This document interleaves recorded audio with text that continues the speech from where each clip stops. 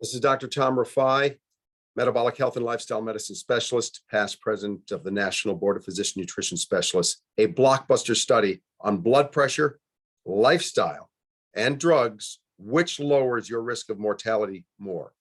If you've been following this page, you might not be shocked, but even if you have, you might be shocked at the power of lifestyle when you hear about this study on blood pressure treated with lifestyle as medicine versus drugs. Excellent article in Helio, so we'll use it as a background. I'm going to share the screen here, and we'll go through the article in a discussant type format. Okay, let's go ahead and start. Healthy lifestyle and medication adherence tied to lower mortality and hypertension, but how much each contributed, lifestyle versus medication.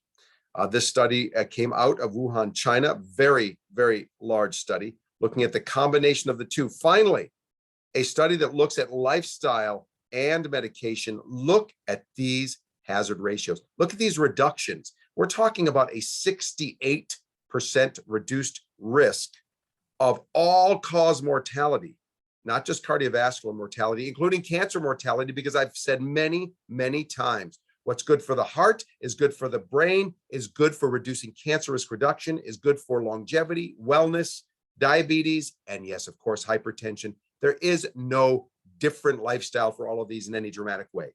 The Flex 5 lifestyle, a lifestyle based on the principles of longevity, for instance, is one of those. And I would say probably the best damn choice. And if you want to learn how, I'll tell you about the masterclass opportunity in a little bit. First, let's go off into this data. Looking at lifestyle factors, including weight, BMI, smoking, food, physical activity, sleep duration, and the way that it was scored is discussed. Let's get down to some bottom lines here. The association of lifestyle was for hypertension and all-cause mortality in hypertensive patients, lifestyle and medication was independent of blood pressure's duration and common comorbidities, particularly diabetes, which we know predicts heart disease, and it does predict heart disease, also predicts hypertension. Hypertension predicts heart disease and diabetes. These are all part of the cardiometabolic syndrome, including control for blood sugar controlling, cholesterol controlling medication, metabolic biomarkers, stress. This really looked at the independent effect of lifestyle in those patients with hypertension on reduced risk of all-cause mortality, not just cardiovascular disease. Let's compare it to hypertension, right? Those who did not take any medications but adopted a favorable lifestyle had a lower risk for all-cause mortality. Look at this hazard ratio versus is almost the entirety of the reduction in all-cause mortality was driven by healthy lifestyle. Those who had a healthy lifestyle with hypertension, even though they didn't take medications, because they treated their hypertension with lifestyle, had a dramatically reduced risk versus those who did not adopt a healthy lifestyle. We're talking here at a hazard ratio of 0.34 of about a 66% reduction in all-cause mortality, early mortality, and a confidence interval well into a confident range. When you have a confidence interval that crosses 1, which this isn't even close, 0.25 to 0.46, if the confidence interval crosses 1, yeah, you're really not so sure about the quality of the data, basically, to make a long story short. We're talking about here cardiovascular disease mortality as well, heart attack, stroke. Hazard ratio 0.4, that's basically a 60% reduction. And cancer mortality, a 67% reduction with a lifestyle. In people with hypertension who adopted a healthy lifestyle, even if they did not take hypertensive medication. Now, let me read on. Compared with those who did not take medication and had an unfavorable lifestyle is what we just talked about.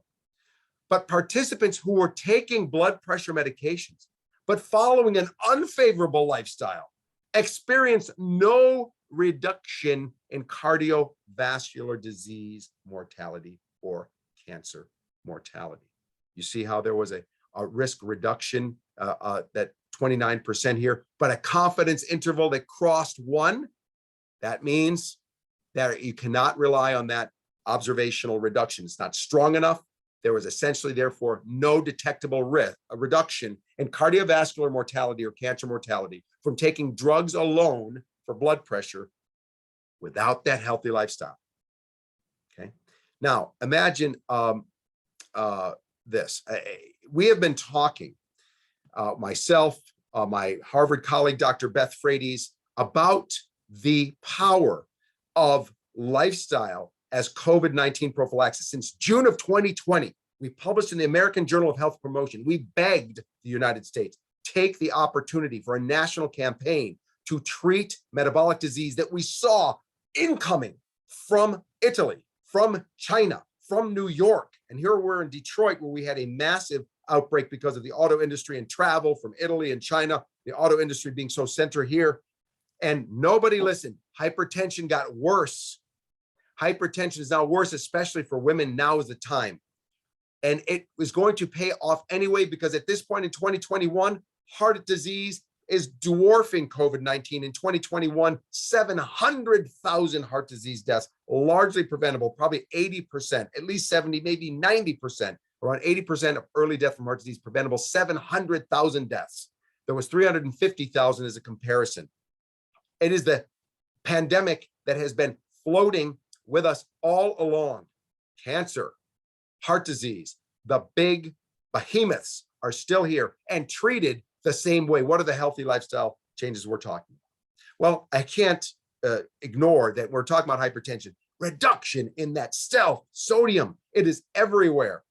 Attracting fluid in the vascular system, increasing blood pressure. And when blood pressure increases on one of these cholesterol plaques, which is like a pimple, like squeezing a pimple, it ruptures and you fill up the rest of that plaque, the rest of that that coronary opening with a blood clot in seconds. Bye-bye.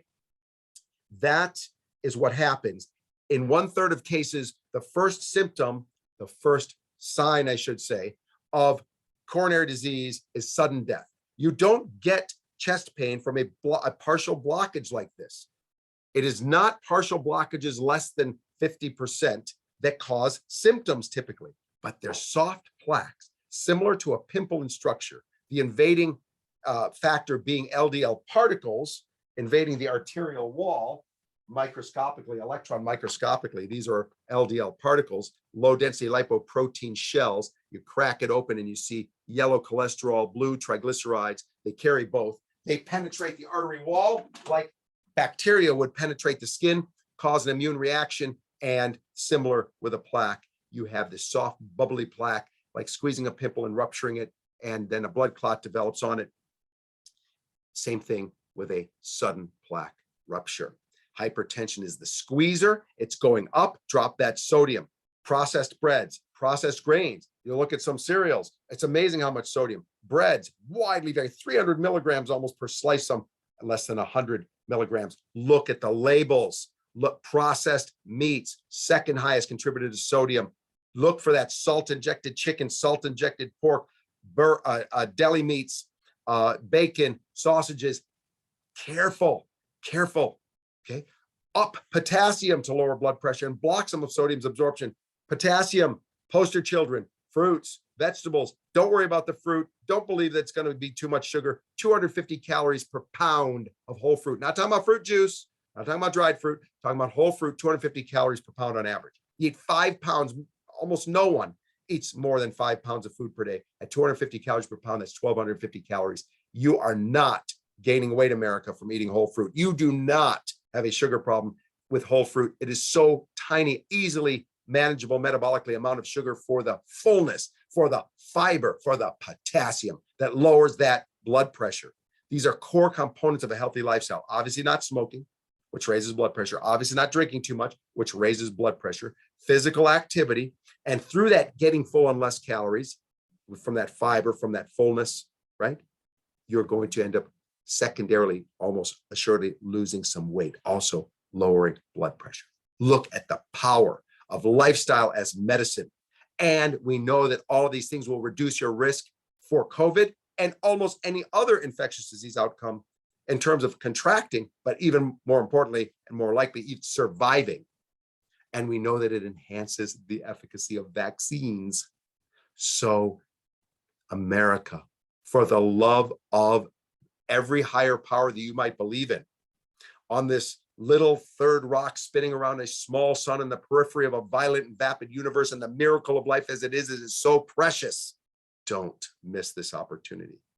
Don't miss the messaging. Whether NBC Nightly News and its panic music and everything it's covering, or any other outlet from Fox to CNN to whatever is not covering it, I'm telling you here on the Dr. Tom channel, look it up for yourself. I'm not making it up. The power of lifestyle is amazing. I promised you some information about the Flex 5 Masterclass. You want to really become a martial artist of healthy lifestyle, become a healthy lifestyle warrior, learn all of the 5 areas, key knowledge and skills in the 5 key areas of longevity: psychology, nutrition, physical activity, environment management, and accountability. DPM, Disease Prevention Masterclass, right? DPM.drtomrify.com. That's DPM, David Paul Mary, .drtomrify, DRTOMRIFAI.com. You'll see the information page. Scroll all the way to the bottom, check out the content on the way, and you'll see a drop-down menu of the full content. 3 months, an hour a week. That's all for 3 months to become at least a brown belt in longevity lifestyle. Only you can take yourself to black belt. Coaches like myself are navigators. You are the pilot. You choose. Discipline without extremism is the Flex 5 flexitarian way. We'd love to have you. I hope you found that informational, and we'll see you on the next episode here. Please don't forget to click like, click subscribe, hit the notification bell, and we'll be back soon enough with more information here on the Dr. Tom Rifai YouTube page. Or if you're watching this on Facebook, same thing. Click like, click love, click hate, click whatever. Share it far and wide, and like the page. Thank you.